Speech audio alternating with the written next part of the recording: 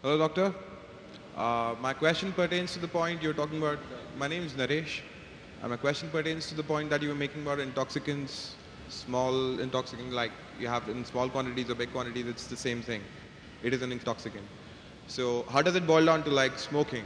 Like it's a small intoxicant. Like whatever high you have, it's for like 5 seconds, 10 seconds. How do I convince a Muslim friend of mine who says that's a gray area? There's nothing like it's not permitted, but it's not banned or it's not totally not allowed as such. MashaAllah, our non-Muslim friend Naresh wants to convince his Muslim friend I that smoke as well.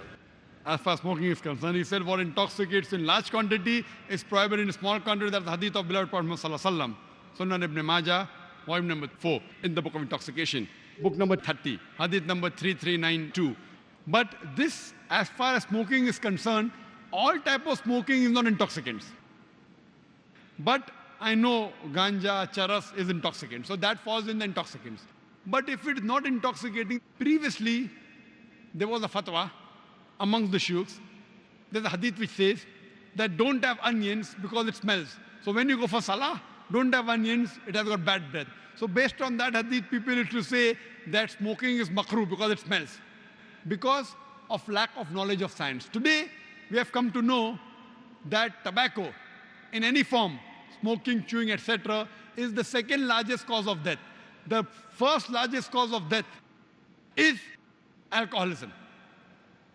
Several millions of people die every year. It is the single largest cause of death. More than terrorism, more than war. Every year, millions of people die. The second largest cause of death is tobacco. According to World Health Organization, every year, more than 4 million people die only because of tobacco. Now, based on this, there's a verse of the Quran in Surah Baqarah, chapter number 2, verse number 195, which says, do not make your own hands the cause of your own destruction. That means committing suicide or causing self-loss is prohibited. So based on this verse, today we come to know smoking is nothing but slow poisoning. So based on this verse today, there are more than 400 different fatwas from different parts of the world that smoking is haram, tobacco is haram.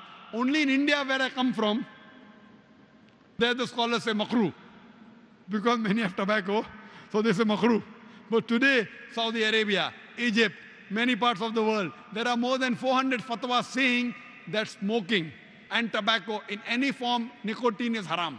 So Islamically today, smoking is haram based on the verse of the Quran, Surah Baqarah chapter 2, verse number 195.